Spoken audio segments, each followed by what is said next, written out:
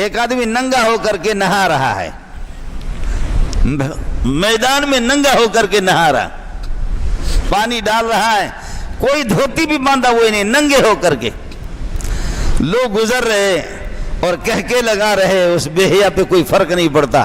ابو حنیفہ جب وہاں سے گزر ہو گیا تو آنکھیں بند کر کے گزرے، تو اس بے حیا نے کہا ابو حنیفہ وہ کب سے نابینا بن گئے؟ فرمایا جب سے اللہ نے آپ کو بے حیا بنایا اس دن سے ابو حنیفہ نابینا بن گئے۔ ابو حنیفہ یہ نابینا کب سے بن گئے؟ کہ جب سے میرے رب نے تجھے بے حیا بنایا، تیرے جیسے بے شرم، تو اس دن سے میں نابینا بن گیا ہوں۔